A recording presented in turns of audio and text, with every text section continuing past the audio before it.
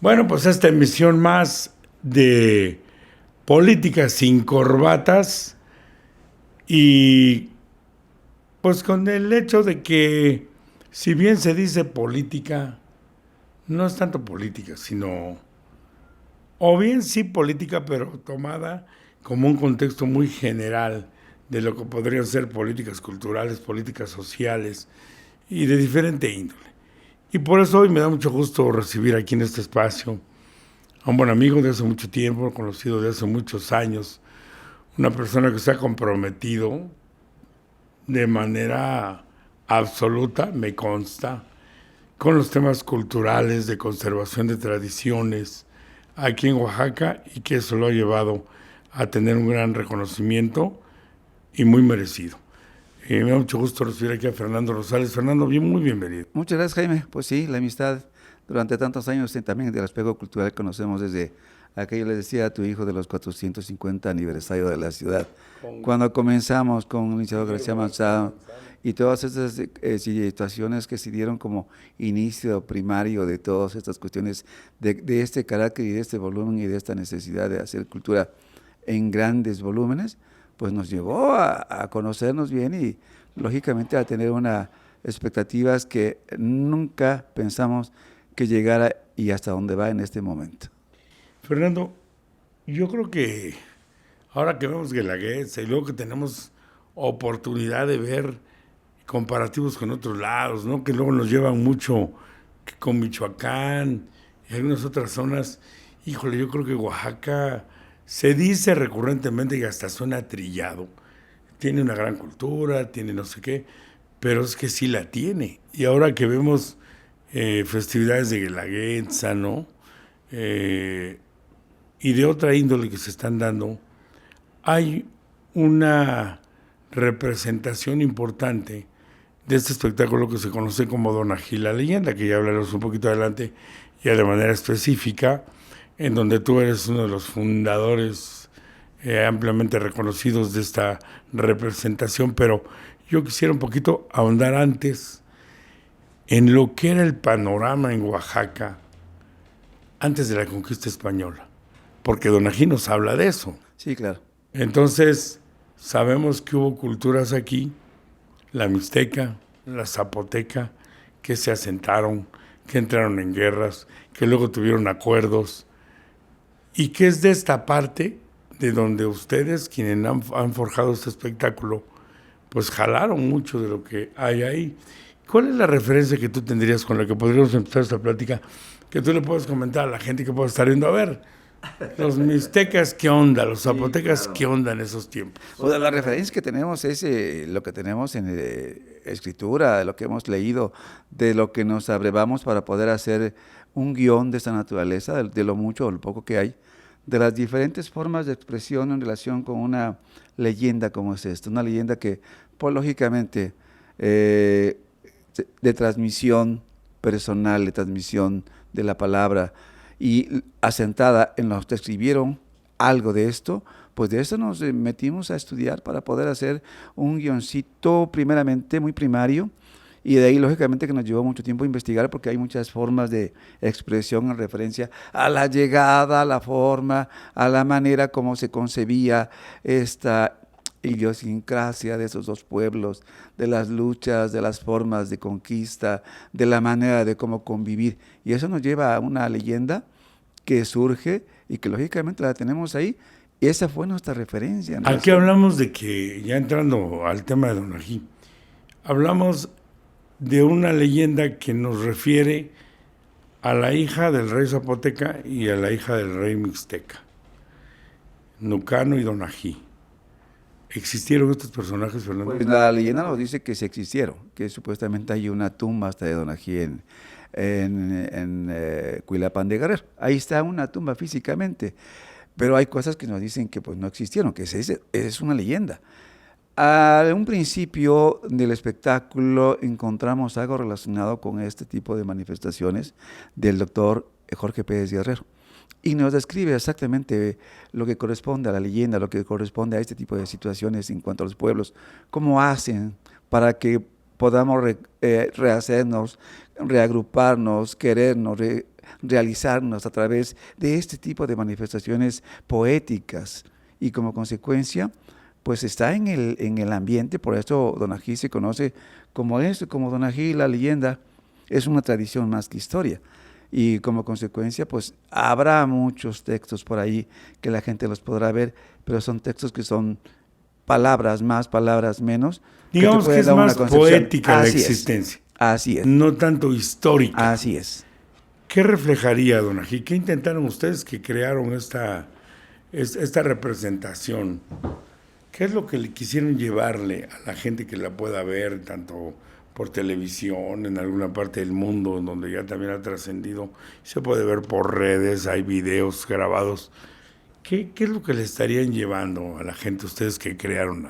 A través del tiempo, fíjate que comenzamos a ver que era necesario hacer algo de esta naturaleza en un espectáculo. Primero, comprobar que en Oaxaca podríamos hacer un espectáculo de esta magnitud. No nos creyeron nunca, porque pues lógicamente es tocar puertas, es hacer todo lo que se puede hacer para poder llegar a hacer. Realizar un programa, la gente nunca te va a dar un apoyo de inmediato. Vas a tener que tocar a muchas gentes, hablar con muchas personas, hablar con muchas instituciones y lógicamente. ¿Y cómo fue que concebimos esto? Pues queríamos hacer un espectáculo que tuviera estas características, que pudiera ser la contraparte en aquellas épocas de lo que dejamos que era el Banisto Ugulal, que habíamos dejado ya hecho más adelante. Otra representación. Es otra cosa que hicimos completamente distinta. Se llamaba en español... Repetición de la antigüedad. Sí, repetición de la antigüedad, ¿no? Que era una manera teatral, sí, de ir viendo cómo evolucionó Oaxaca, ¿no? Así es. Y pues Don Ají, en la concepción de la idiosincrasia de los oaxaqueños como somos, que como dicen que a veces todo lo llevamos al enredo, porque así nos dicen, lo conocemos a nivel nacional, que todo lo enredamos y que todos estamos en estas pláticas y situaciones de encono, de cosas absurdas. Pues era una buena historia, era algo que podíamos hacer para suavizar y para colaborar de alguna manera en el ámbito de todo un público, de toda una ciudadanía que tenía en boca esto, pero que no lo podía ver físicamente. Y físicamente era llevarlo a la escena, ponerle pasos, ponerle personas, ponerle movimientos, ponerle coreografía, ponerle iluminación. Y así es que comenzamos a hacer eso. Esto no fue de la noche a la mañana, ¿eh? Esto surgió. ¿Cuántos años lleva la representación? Tendríamos 40. 40 años. 40 años. Salvo los 2 que tenemos de pandemia, pero los seguimos considerando como tal. Y nos llevamos en esta parte de la elaboración como 2 años o más en recabar, en hacer, en idear, en tener cada día con lo que habíamos hecho antes, ¿no? Ya en referencia de poder hacer algo, de poder acumular toda esta bagaje que teníamos ya anteriormente y aplicarlo. Yo me acuerdo que cuando empezó la representación, porque desde entonces nos conocemos, yo ya hacía cuestiones técnicas, iba poca gente, era primera sección, si mucho, la mitad de la primera sección, y hoy ha habido funciones con el lleno total del Auditorio Guelaguetza. Don Ají tiene varias etapas. La primera fue, pues eso, iniciar. Esto nos costó que nos creyeran que se hizo, y que se hizo, nos dieron esta oportunidad, y nos costó 4 años para más o menos llenar el Auditorio Guelaguetza. 4 años se tardó esto para que la gente comenzara a tener ese gusto. Y ahora se cobra primera y segunda sección, ¿no? Sí, claro. Y hablamos de 15,000 gentes, sí. 12,000 gentes que llegan. Y posteriormente siempre fue gratis, pero la distancia, Don Ají tiene 2 particularidades y todos los productos estéticos tienen este tipo, que si le sigues, pues vas a tener un gasto fuerte más adelante y quién sabe si las cosas puedan seguir bajo esas circunstancias, se pueden terminar, no va a haber presupuesto. Y esto era fondo perdido, de que nos apoyaban. Claro, tendría que y ser como consecuencia, financiamiento gubernamental, dijimos, que ser. Oiga, ¿y por qué no lo cobran? Cóbrenlo para que de esa manera haya una tengamos una recuperación. Primera sección, ¿de qué hablamos? 2,500 gentes. Algo así. Segunda sección como 4,000, 3,000. Sí, algo así. Pues sí, cuando menos 5,000 gentes que paguen ya es algo, ¿no? Y de ahí surge como un espectáculo, nos cabe de orgullo, Jaime, de ser un espectáculo a nivel nacional que comience a ser autofinanciable. ¿Para qué? El grupo, el Ballet Folclórico, tiene otros espectáculos en la temporada como Día de Muertos, Nacimiento y otros más. Y teníamos también la posibilidad de que ese producto económico que se recabara pudiera dar como financiamiento para eso y para otras cosas más del ayuntamiento. Y desde aquellas épocas, 2006, 2007, algo así, se comenzó a cobrar después para allá una cantidad, y creo que eso ha hecho que el espectáculo como tal pues tenga estas facilidades, ¿no? De que no le cueste al contribuyente y que no le cueste a nadie. ¿Qué dirías? ¿Que es más? Digo, si lo veo en turista, yo acabo de platicar con unas personas que vinieron y les encantó la representación, pero a veces me da a mí la impresión, a ver tú qué piensas, que tiene un gran sentido localista, porque además, no lo hemos dicho, pero y ahorita hablaremos un poquito de la historia rápidamente, porque pues, hablamos del enamoramiento de los hijos de dos reyes que estaban peleados, en guerra incluso. Sí, así es. Se unen, secuestran a la princesa Donají, le cortan la cabeza y la arrojan al río, ¿no? Y aparece un lirio al día siguiente, un pastor lo descubre. Esa es la leyenda.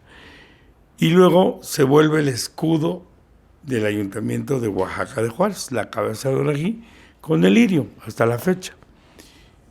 Y me da la impresión de que hay un sentimiento localista importante que ha hecho que mucha gente haga suyo el espectáculo. Es decir, somos oaxaqueños y nos identificamos más con Donají que, por ejemplo, con la Guelaguetza, aunque sí la Guelaguetza como fiesta general, pero ahí hay regiones distintas del estado. Y aquí me refiero a identificación de los capitalinos, es decir, es la leyenda de nuestra ciudad. ¿Tú percibirías eso también o crees que es más? Hay un sentimiento de una necesidad anímica de la gente de poderse comparar con los personajes y adquirirlos como tales. Y eso nos ha llevado a una calma de muchas cosas, a tener mucha participación.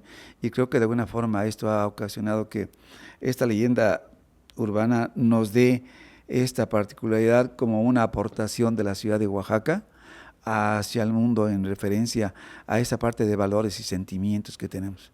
Y como consecuencia, la forma en que se da de, aún estando en conflictos X, podamos tener en un momento determinado una paz y un sosiego y algo que nos confine a que seamos los oaxaqueños llenos y metidos dentro de la cultura, dentro del arte. Eso nos da esta pasividad. Yo creo que de alguna manera dentro de la sociología puede influir y ha influido, porque tenemos generaciones que nos están siguiendo y que desde que eran chiquitos les gustaba esto, y como consecuencia ahora los vemos bailando, o ya como padres de familia. Sí, porque en 40 años sí, tiene que venir gente que más o menos se sostiene la misma plantilla de actores. No, fíjate que hicimos un recuento con las hijas hace días, más o menos llevamos en preparación y de gente como unas 3,000 y tantas personas relacionadas con la parte dancística. Entonces, y dentro de esos, pues tenemos a muchas gentes en profesiones, ¿no? No son bailarines. Uno que otro ha adquirido la carrera dancística y han terminado. Y o la sea, mayoría es gente de la sociedad que de repente se entusiasma y participa. Amas de casa, choferes, estudiantes, médicos. Sí, porque si hablas del ballet de Amalia Hernández, pues son bailarines que se dedican a eso, ¿no? Claro, les pagan. Y aquí no, paga. aquí es gente de la ciudad de que la ciudad, los jala. de las comunidades. ¿Quiénes han sido las cabezas del espectáculo, de la organización, de la dirección, Fernando? Bueno, yo en un principio he sido hubo dos formas de Donají. Una que se hizo teatralmente en la Escuela de Bellas Artes como estudiantes, que la hizo el licenciado Víctor Vázquez. Una obra teatral de Donají precisamente en la Escuela de Bellas Artes. Y con el tiempo, pues se olvidó, ya no se pudo hacer, salimos de la escuela y todo lo demás. Y yo comencé a hacer esta parte, por eso decimos que Donají es en la parte dancística, porque comenzó a evolucionar ya a este nivel de hacer un espectáculo en danza, teatro, Y como consecuencia, ese fue el formato que nos ha funcionado durante muchos años y que creo que tú has estado al frente, He estado al digamos, ¿sí? frente de todo eso. Yo creo que eso ha sido los cambios que ha tenido Don Ají, las partes de esa forma de entenderlo y de apreciarlo, de no aburrirlo, de tenerlo vigente, ha sido porque lo he tenido yo y le hemos aplicado muchas cosas al interno, porque un espectáculo de esta naturaleza que es repetitivo, pues a las pocas te cansa. Y eso ha ocurrido como una sorpresa de que Don Ají, al contrario, ha incrementado sus niveles de aceptación con mucha gente y lo vemos y lo oímos y lo sentimos con todas las generaciones que han pasado y lógicamente con una ciudad que está pendiente de este espectáculo. Fíjate que ahora que mencionas eso, yo recuerdo que durante mucho tiempo, ya hace varios años, se concebía la Guelaguetza como el lunes del cerro. O sea, se hablaba, viene la Guelaguetza, es la representación de las danzas en el lunes del cerro, ¿no? Bueno, y luego era lunes del cerro y su octava, que fue siempre. Pero luego de repente el gobierno dijo, pero ¿por qué no hacemos 2 lunes del cerro? El lunes, primer lunes 2, uno en la mañana, en la tarde, tarde-noche, y otro a la octava. Y ya se quedaron 4 lunes del cerro. Y eran las fiestas de la Guelaguetza. Hoy la evolución, yo diría, luego vinieron otros elementos, ¿no? El Banis Tigular, que tú también participaste, o repetición de la antigüedad, que era en la Plaza de la Danza. Sí. Luego ya llega Don Ají la Leyenda, que se representa en el Auditorio Guelaguetza desde hace todos estos años que dices. Luego ya vino la Feria del Mezcal, la Feria de los Artesanos ahora, la Feria del Mole. Entonces, para el turista, para la gente de fuera que viene, ahora las fiestas de Guelaguetza representan todo un concepto muy grande. Y uno de los elementos es el lunes del cerro. Sí. Otros son estos, Don Ají. ¿Tú considerarías, pensarías que estas representaciones, estas ferias, ya es una amalgama de identidad para los oaxaqueños? O sea, hacia afuera. Sí, nada más que hay que tener cuidado. Porque creo que el elemento principal, sobre todo los que todos debemos de girar todos los espectáculos, es sobre Guelaguetza. Ese elemento principal por el cual se abren estas perspectivas de todos los que estamos alrededor. Y como tal, todos debemos de girar alrededor de Guelaguetza. Y lo que hagamos, todos los que hagamos, de alguna manera tenemos que estar supeditados a eso. Es como primer elemento. Porque si no, el elemento principal por el cual dio vida a todo lo demás, se nos va a debilitar en un momento determinado y lo podemos no hacer a un lado. Eliminar los lunes del cerro y que siga la Feria del Mezcal, ¿no? Así es, todos son consecuencia de un elemento primordial que se llama los lunes del cerro y su Guelaguetza.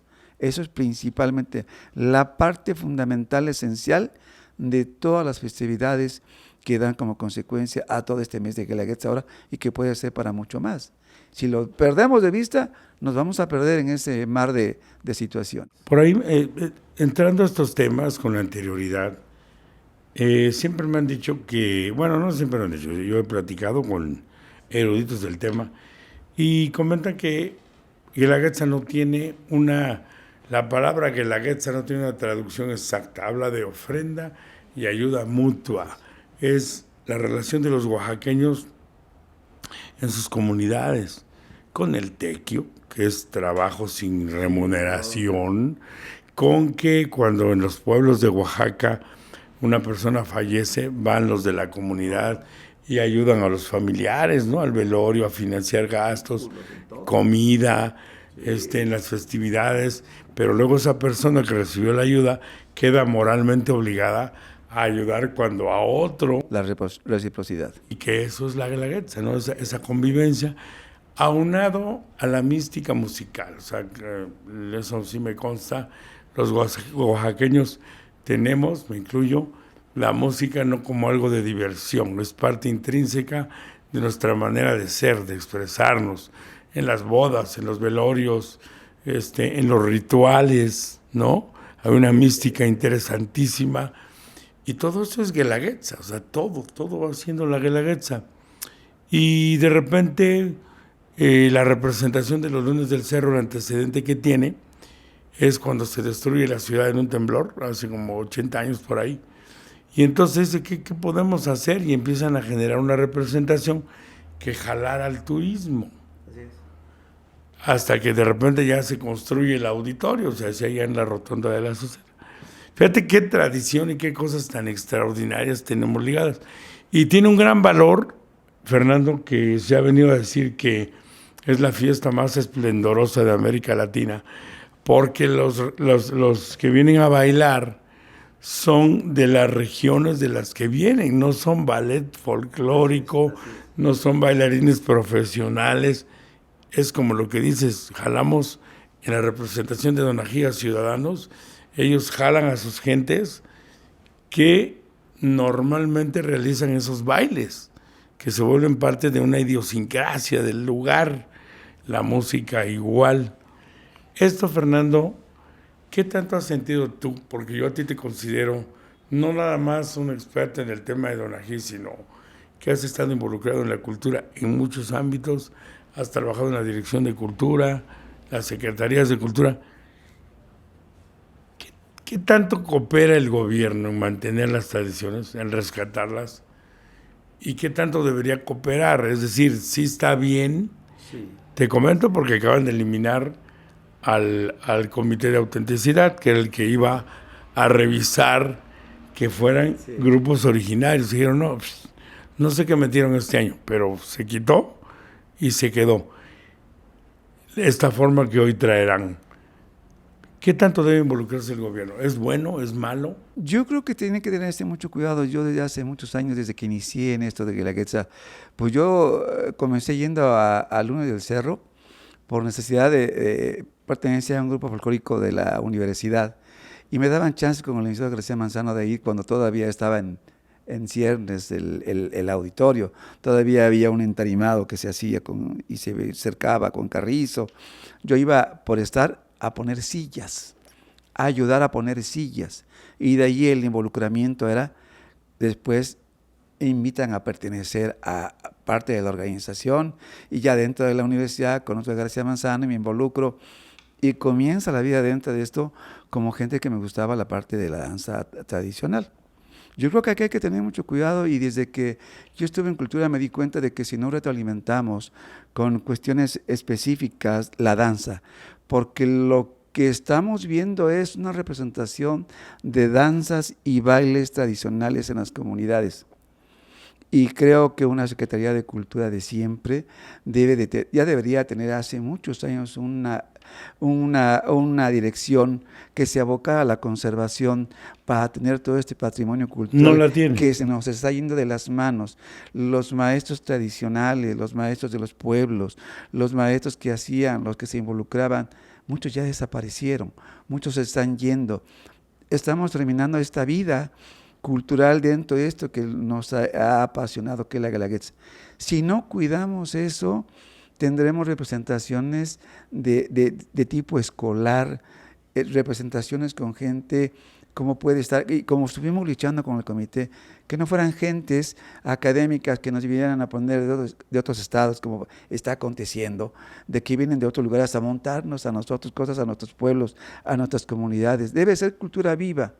Por eso el istmo se conserva como tal íntegro, porque ahí la gente come, bebe, tiene sus trajes, porque es viva la tradición. Ahí no tenemos que hacer nada. Y la identidad del istmo es fuertísima, arraigadísima, con un orgullo, ¿no? De mi traje, mi comida, mi música. El todo, sí. Y que yo creo que es de los más intensos en el país, ¿eh? A ti te ha tocado conocer mucho. Michoacán, sí, Guerrero, pero yo creo que Oaxaca tiene un lugar muy especial en esos temas étnicos, ¿no? Sí, tiene que tenerlo porque fíjate que la cuestión es de que lo que venimos a hacer es lo que vienen estas manifestaciones, son un préstamo de cada comunidad de su cultura nada más. Son 12 minutos ahora y creo que como tal es esto, es la esencia de las comunidades y que tienen que tener esta parte. Ahí es donde surge todo, donde se afianza la cultura dancística primordialmente, que es la que vemos bailar ahí. Aunada a los contextos, desde luego. que la boda, que la defunción, que el bautizo, que el río, que la cosmogonía, etcétera, todo lo que retroalimenta a estos bailes, lo vemos tomado de los pueblos para que lo subamos al cerro, a un escenario que no es la comunidad, porque esto que vemos en el cerro debe de verse en las comunidades, por eso viene la gente. Lo quieren ver ustedes en vivo, no en 12 minutos, lo quieren ver en su contexto natural y auténtico. Vayan a la comunidad, Y se van a tomar como que en esencia lo vean mismo. lo que está haciendo cada comunidad. Ahí lo van a ver en las calles, con el mayordomo, en su casa, en la iglesia. Ahí van a comer, ahí van a poder beber, ahí van a poder bailar. No van a tener que uniformarse para hacer una coreografía. Ahí se va a bailar como quieras, como puedas, como se te antoje. Cultura viva. Y fíjate lo grandioso del Lunes del Cerro, que qué bueno que estamos platicando de esto, porque luego se oye y se confunde en muchos lugares, que es justamente traer un pedazo del lugar, de cada lugar, lo más representativo, con ofrendas, porque por eso reparten y avientan sombreros, y ante una comunidad internacional. O sea, porque en el Auditorio Guelaguetza se llena con 12, 15 mil gentes de todo el mundo, Sí, sí, sí. locales y de todo el mundo. Por eso te decía yo, a lo mejor hasta, digo, yo creo que eso sobrepasa y rebasa a cualquier gobierno. Tiene posibilidades un gobierno de llegar a decir, te puedo ayudar a que se conserve, a que se rescate, pero no meter la mano y querer mover y cambiar cosas, sino a que se conserve lo que ya haces, ¿no? Y ahí no quisiera meterte en camisa de 11 varas, pero es necesario hablar un poquito. ¿Qué te parece a ti de la desaparición del Comité de Autenticidad? Pues nuestra función fue muy criticada y muy asediada en función de muchos criterios y que los agradecemos de todos modos porque creo que nuestra función ha sido diáfana siempre, ha sido de frente como oaxaqueños auténticos y bien nacidos aquí, damos la cara con muchas cosas y todo este tipo que hicimos para la conservación y el apoyo y dejar con una vara alta todo lo que hemos hecho, yo creo que ha sido en beneficio de las comunidades, no de nosotros. Desde luego, nunca cobramos un centavo como tal, como organismo constituido, porque seguimos igual, seguimos siendo comité de Ustedes lo que autenticidad. hacían, tú eras parte de su comité, Sí. estaba Margarita Toledo y otros. Sí, sí, sí. ¿Qué es lo que hacían? Acudían a cada lugar y decían, ustedes, ¿qué hacía el No, Comité de mira, Autenticidad? una convocatoria, lógicamente, para poder, tener muchos candaditos para poder saber que la gente es auténtica, que es la que está en ese lugar. Nosotros llegábamos, por lo que organizaba el gobierno, para poder invitar. La presencia de una delegación en el auditorio de Guelaguetza es a juicio de que la necesidad de cada población. Ahí no podemos, nadie debería de decir, oye, tú vienes y tú, y tú, y tú. No, son necesidades de la comunidad, de lo que pueda tener y de lo que pueda aportar. ¿Qué hacíamos nosotros? Pues acudir en un tiempo determinado, en una organización, con un criterio, sacar a la gente, vean la manifestación delante de la comunidad, presidente municipal, los síndicos, a plena luz del día, a la vista de todos. Y determinaban, estos van. No, a ver, de decirles, mira, no decirles porque cuando nos metemos a darles línea, O sea, no era impositivo. es ya comenzar a manosear una cultura que no es la nuestra. Por eso nos decían, ¿y por qué vienen ustedes? ¿Ustedes qué saben de esto? Pues claro que nos preparamos y ahí sí metemos las manos. Yo meto las manos por todos mis compañeros porque saben indumentaria, saben de danza, saben de estas cuestiones y como consecuencia, pues lógicamente, necesitamos que ustedes se compongan y que hagan esto que les pedimos. Ustedes que hacen esto de alguna u otra manera, lo realicen para que puedan ir al cerro. Pónganles ustedes coreografía o no le pongan, vayan como quieran, pero si ustedes tienen esa particularidad, no les ponemos ninguna cortapisa, nosotros nunca les decimos ni les manejamos absolutamente nada. ¿Cuántos años ejerció el Comité de Autenticidad? Hijo, hemos estado como 40 años, 38, ¿Y qué pasó 40 ahora años. con la llegada del gobierno actual? Pues nada, no nos invitaron porque esa invitación. Nosotros recibimos una invitación Pero la del razón, gobierno. ¿por qué desapareció? O sea, ya Sí. no hubo un comité. Bueno, de ¿Por hecho, qué? no, mira, de hecho yo creo que fue aquí, hay una confusión. En la legislatura pasada hubo una diputada que hizo un comité oficial del gobierno para el gobierno, un comité que le puso igual, comité de autenticidad, que estaba en una ley que no, y que se aprobó y que ahí estuvo. Pero ahora con este nuevo gobierno pues se deshizo, lo deshacen y lo anulan, pero nosotros como comité de asociación civil seguimos constituidos. Nosotros nunca nos vamos a desbaratar porque aglutinamos y estamos reunidos con mucha gente que tiene estas características de poder ingresar para aportar a la ciudad nuestro conocimiento. Y seguimos viviendo. Nosotros seguimos viviendo, no nos hemos desbaratado. Y a quien desbarataron fue a un comité que era pues el oficial de una parte oficial. Y ahí estamos. Y Pero que no, estaba seguimos. vinculado al gobierno, Que estaba vinculado, así básicamente. básicamente. Que lo hicieron para eso, pero que no lo manejaron como tal. Entonces, pues no entendemos, no nos invitaron, pues no pasa nada, no vamos a estar en esa situación de ponerse en ninguna circunstancia, en ninguna parte, ni a favor ni en contra. No nos invitan, pues habrá otra ocasión. Seguimos trabajando. Oye, Fernando, y el tema de, regresando un poquito a lo que es las fiestas que engloban o las representaciones, fue primero el Banis Tuigulal que Donají, ¿verdad? Sí, desde luego. Tú también tuviste Yo participación en soy, eso. el licenciado Víctor Vázquez Labastida es el autor junto, te voy a decir, aquí hay una parte histórica de este Banis Tugulal. En esas épocas como universitarios, el presidente del grupo folclórico universitario, nos reunimos con ese grupo y con un gobierno que quería que se hicieran espectáculos para que pudieran detener al turismo, que se crearan más. Y se crea el Banis Tugulal, junto con el licenciado Guillermo García Manzano, el doctor Hernández Domínguez, tu servidor, otras personas más, que todos los días nos sentábamos a rasgar el papel para comenzar a organizar cosas. De esas épocas nace el Banis Tugulal, una cuestión poética que se hizo en Alcalá, que era muy bello.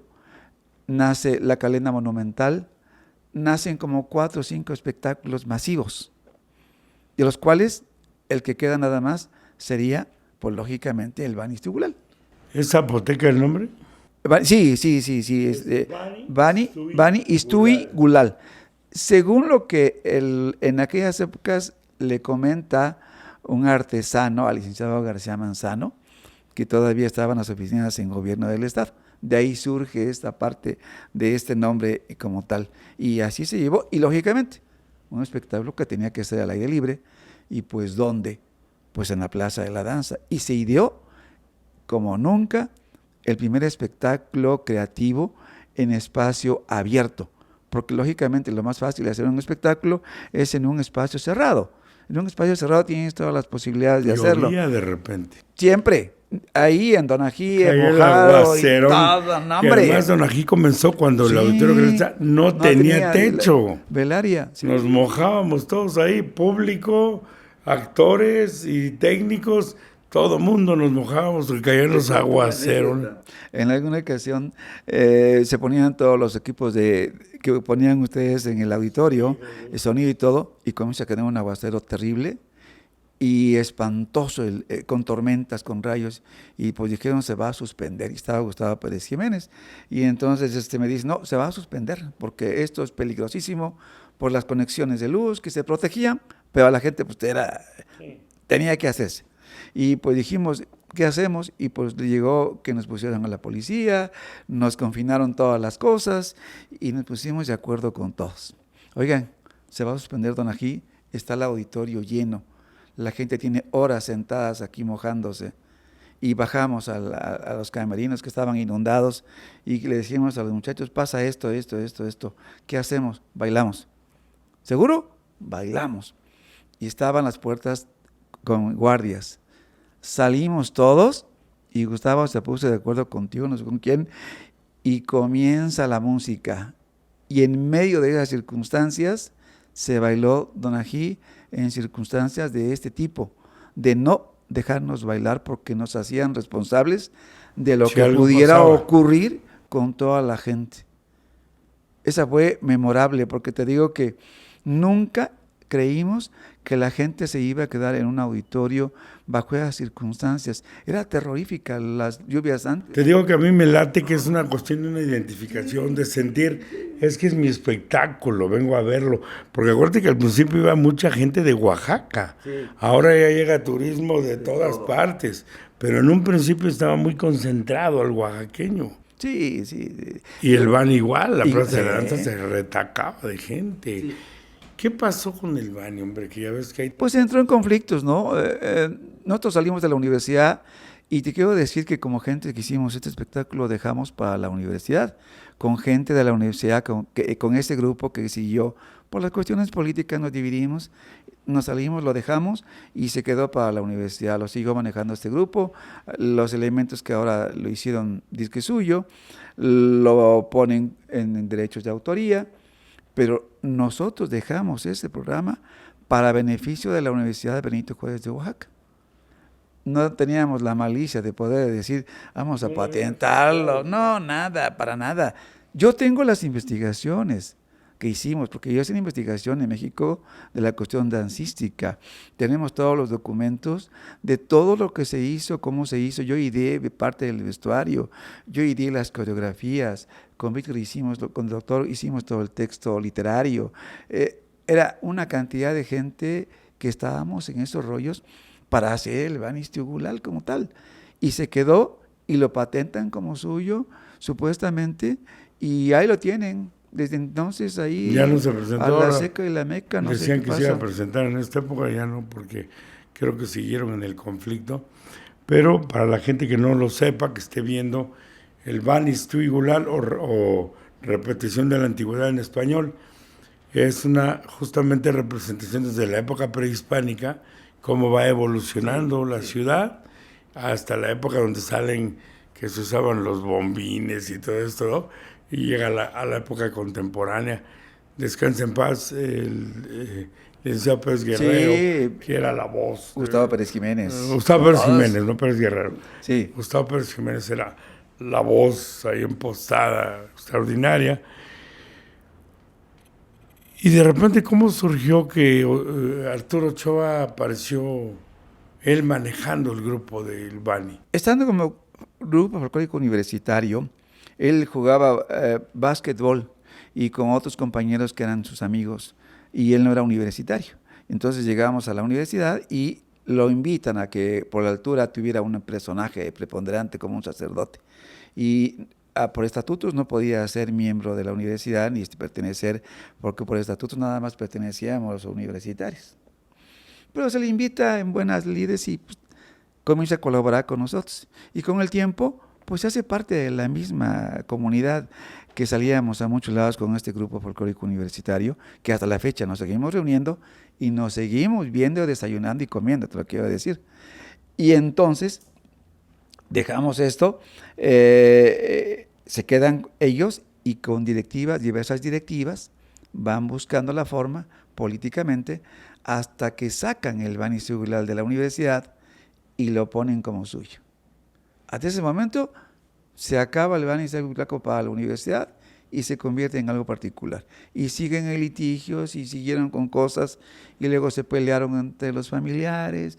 Bueno, es que hay pues una cosa curiosa, ¿no? Es el esposo de la hija de Arturo es quien registra los derechos, hoy es el dueño de los derechos, cuando él fue una persona muy reciente, ¿no? Sí, o sea, él no, ni vela en el entierro. Y peor aún, se separa ya legalmente de la hija de Arturo. Sí. Yo siempre pensé que Arturo era quien había fundado todo ese tema. No, para nada, no, él no tuvo esa capacidad. Fue desde la universidad. Sí, fue desde la universidad cuando se hace esto con otras gentes que hicieron que esto saliera de la universidad y lo pusieran como propio, ¿no? Y lástima, fíjate, por un asunto interno particular, se rompe una representación que ya había tenido y alcanzado una gran presencia. Y fíjate que esto no se hace como decían ellos que se hizo sobre un texto del doctor Hernández Domínguez, nosotros lo hicimos sobre un texto que es de Pedro Camacho.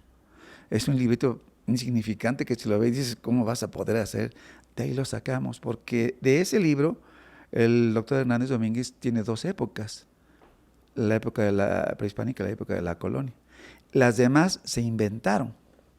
El último poema fue inventado del doctor de la Flor, de poética de la universidad, el texto de Oaxaca en diálogo con sus 7 regiones, el último poema.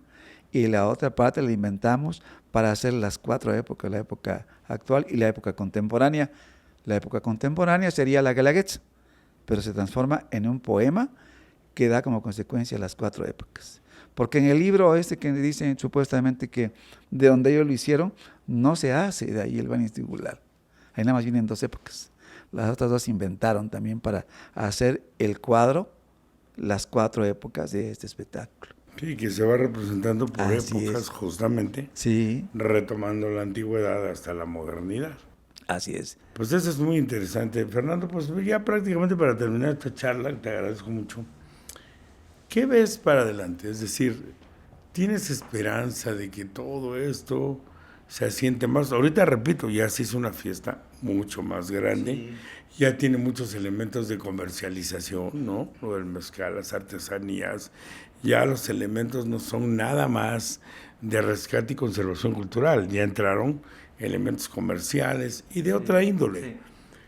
Pero pareciera entonces que tenemos una fiesta más grande. ¿Qué ves tú para el futuro en esto específico? Yo creo que ha habido tantas cosas en relación con estas fiestas y con este espectáculo de la Guelaguetza, porque es un espectáculo, porque no es el espectáculo original que podríamos ver en la comunidad. Es un espectáculo específico, con coreografía, con un espacio, con un teatro, con todo. Necesitamos fortalecer a las comunidades. Lo que va a dar vida a este espectáculo va a ser las comunidades. Y si las comunidades no les meten, no lo ven, no lo fortalecen, no lo animan a la investigación y no a las ideas que puedan salir de hacer un espectáculo de fin de curso, que salgan momentáneamente con gente que a veces no es ni de la comunidad, que ahora lo acabé de ver con varias comunidades que hay cosas que no existen, que se están inventando. Y eso creo que nos va a dar al traste con la autenticidad y con la originalidad, por lo que la gente sabe, por lo que existe escrito, de mucha gente que viene a ver algo que es verídico. ¿Qué papel jugaría la juventud, la gente joven, que hoy, Fernando, quiero decirte que va a parecer que el único interés es estar viendo el Face, o entrando, haciendo un TikTok, o consultando redes, o alguna otra cosa que no tiene mucho que ver con la identidad que en jóvenes de repente se ha perdido? A veces yo te aseguro que ahorita le preguntamos a 2 o 3 amigos de mi hijo que está aquí produciendo qué es el vanistibular y te va a decir, pues creo que es como una lata de así que se unta al pan, ¿no? O sea, y eso va haciendo que con el tiempo se vaya diluyendo. ¿Por qué se identifica a Don Ají? Bueno, pues porque evidentemente sigue representándose y vemos los pósters y vamos para allá. Pero toda la gente que pasó por eso tuvo su momento de gloria, pero que hoy ya transcurrieron muchos años. ¿Qué necesidad deberías tú a la juventud de involucrarse para que estas cosas, que suelen ser tan valiosas, no se perdieran? ¿Dependerá de ellos que se conserve? No, yo creo que depende de nosotros los adultos. Las fiestas tradicionales no los hacen los jóvenes, ni los niños, los hacen los adultos y como tal son los que primero deben de ponerse las pilas para poder fortalecer, para poder reconstituirse y dejar que todos los jóvenes ingresen, motivarlos para que esto sea jalarlos, real. Pero los adultos conservar esa parte. ¿Ves ese interés en los adultos? Fíjate que ese fue uno de los propósitos del comité. Si tú ves una convocatoria, dice ahí, hace 3, 4 años que hubo una cláusula que decía que tendrían que ingresar adultos, porque no estábamos con una guelaguetza que eran de puros jóvenes, y venían puros jóvenes de escuela primaria y secundaria a bailar al cerro, y ellos no son los que hacen las fiestas, las hacen los adultos. Y entonces se cambiaron y se pusieron los candados para que vinieran gente adulta que pudiera estar comprometida con su comunidad, que viviera en su comunidad, que no estuviera en otro lugar y que viniera a bailar momentáneamente, o que venga de Estados Unidos a bailar, o que se venga de la Ciudad de México a bailar, o que las colonias de Oaxaca aporten. No, debe de ser en las comunidades la responsabilidad de las autoridades. Si no lo hacen, te lo digo, vamos a estar en serios peligros de que esto se vuelva algo inenarrable. Fíjate, Fernando, que ahorita que dices eso, Yo he dicho, he criticado, y lo he dicho en radio muchas veces, el hecho de decir cómo se atreve el magisterio oaxaqueño a criticar y decir la Guelaguetza oficial, que es del gobierno, cuando había un comité de autenticidad, viajó a todos los lugares, traen gente originaria de la región para que las de Flor de Piña sean de Tustepec, las que bailan, para que cualquier son ismeño sean ismeños los que bailan, los danzantes de la pluma sean la gente de Sachila o de Cuilapan. Y los maestros lo que hacen es un grupo folclórico que baila de todo. Hay candados dentro de la convocatoria que el comité dejó bien definido para que esto no pasara, para que esto se sujetara. Porque qué caso tiene que tú incentives a tu gente en tu comunidad, vas a ensayar y vas a estar.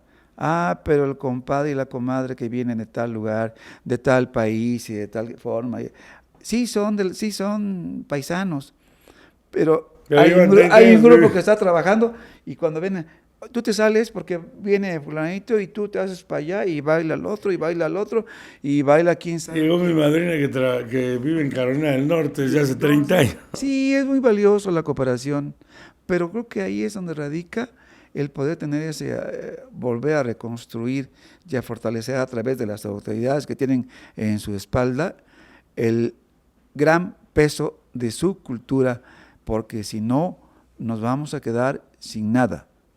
Nos vamos a quedar, de veras, es muy alarmante porque hay pueblos que donde ya hay pura gente migrante, ya no hay valores auténticos y fíjate en que ese se lugar. va perdiendo el tema eso. porque acá cuando estamos en el tema de la conservación, del rescate, ¿no? Conservación es lo que existe y hay que conservarlo. Rescate es lo que ya está perdiendo, jalarlo.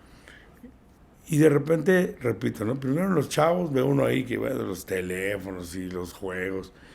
Y luego de repente el migrante que se va, por alguna razón, muchos, no todos, pero muchos con el impacto y el shock cultural de los tenis Nike, de las playeras, ¿no? Nike, de las playeras Reebok, y luego ya el lenguaje, ¿no? Y el Spanglish que empiezan a practicar, ¿no? En lugar de voltear a ver cuál es mi lengua originaria, ¿no? Ahí te repito, ¿no? Los ismeños, por ejemplo, son muy clavados a su lenguaje, ¿no? Y esto que dices tú sí es cierto, fíjate, yo no lo había reflexionado hasta ahorita que lo estás diciendo. Espérenme, los que llegan, espérense, porque los que están aquí son los que conocen la tradición. Ustedes vienen por diversión, aquí es por arraigo, el orgullo del lugar de donde estoy. Y sobre todo cuando comienzan a cambiar muchos migrantes su identidad y se vuelven como la película de la India María. Ni allá los aceptan, ni vienen aquí y se sienten de repente que ya no, porque pues aquí son indios, ¿no? Son yopes y yo ya no me pongo ni los guaraches. Y creo que esa pérdida de identidad, Fernando, te va dejando vacío por dentro. O sea, no tienes tú... Mi mamá, por ejemplo, era una persona de mucha tradición, en muertos, ¿no? Los panes, el chocolate, montar el altar, todo eso. Y de repente hoy, pues ya llevamos 10 años que no montamos un altar. Por más que uno quiere conservarlo, pues somos más jóvenes, somos más productivos, tenemos más ingresos o más negocios o más actividad, pero te va dejando vacío el no tener una identidad y un arraigo. No sé qué tanto lo sientan mis hijos, por ejemplo, que son generaciones más jóvenes, pero yo creo que tú, la gente que te rodea, sí sienten esa necesidad del arraigo y de continuar con la identificación, ¿o no? Sí, o sea, yo creo que es una parte padrísima. Mira, la Guelaguetza, voy a regresar a la Guelaguetza, el fenómeno Guelaguetza, que ocasionó antes, que capaz que alguien se pusiera unos guaraches, o se pusiera una indumentaria, o que te comiera. No, uy, yo cómo voy a poner eso. El boom de la Guelaguetza fue el detonante, lo que hoy conocemos como la industria cultural. ¿Qué cosa fue? conocieron este traje, pues me gusta, ¿y cómo lo? Una Y lo dignificación, comenzaron, una y dignificación. comenzaron todo, y se hacían bailes de las comunidades aquí en Oaxaca en estas épocas, de los mixtecos, de los zapotecos, de los serranos, y esa era la integración de toda la gente, y la guelaguetza dio como consecuencia que a la gente le guste la indumentaria, y ese boom que se conoce ahora como la parte de la moda, que del diseño, está basado en eso. Y ahora hay una cuestión de que dices un pedacito de tela que está en un vestido, es parte de una comunidad que teje, que hace, que borda. Y aquí viene la otra parte, que los trajes han adquirido un valor increíble. Sí, nombre. Y entonces Guelaguetza se está desposesionando de muchas cuestiones porque la gente no puede tener un traje, una indumentaria propia, porque al artesano le conviene más hacer un pedacito de tela porque sabe que en un vestido va a costar mucho más. Y ese traje que pueden traer a la Guelaguetza no lo van a poder comprar en mucho tiempo. Y esa es una aportación personal. Tu traje es tuyo, tú lo compras con tu dinero y tú lo guardas y tú lo aquilatas y tú lo bailas. Y eso provocó la Guelaguetza. Con la comida ni se diga. Y entonces es tan valiosa la Guelaguetza en ese sentido que fue esa parte que detonó el gusto por todo lo nuestro, por todo lo oaxaqueño, por toda esta identidad que ahora tanto se Y habla, mira, ¿no? yo diría ya más allá, es el gusto, la identidad y el orgullo. Sí, claro. Que puede sonar hasta trillado, ¿no? El orgullo de ser oaxaqueño, no, pues es que antes era ay, oaxaco, ¿no? Y de repente empiezas a ver que se proyecta los vestuarios, la comida, Fernando, hay obras de arte en la Sí, gente sí, que sí, sí, realiza sí. los tapetes de Teotitlán del Valle, los alebrijes de San Martín Tilcajete, y qué bueno que han logrado algunas piezas, algunos elementos de barro de Coyotepec, de barro verde vidriado, ya a un costo digno, ¿no? O sea, digno, que luego a veces aquí los oaxaqueños por la costumbre los regateamos, porque somos regatones de nacimiento, pero ya lo ves en una tienda en la Ciudad de México, en Estados Unidos, pues ya tiene un valor 10 veces más, ¿no? Sí, sí, sí. Por eso digo que pues todo radica en cómo nos comportemos en función con todos los adultos, Y tenemos que los apoyar que quedamos. tenemos que apoyar esa Apoyo esa unidad. reivindicación. Si Sí, vamos para allá es y nos necesario. apuntalan muchos factores, que habrá momento de platicar de eso. Nuestros pintores, ¿no? Sí. Toledo, Morales, Montes, Andreachi, toda una escuela de pintores. Y entonces, si tú empiezas a ver que hay un alebrije oaxaqueño, y luego, caray, aquí hay un cuadro de Toledo, que Toledo yo he visto que en la puja de las galerías ha llegado a $6 millones un cuadro. $6 millones. Y es oaxaqueño el tema.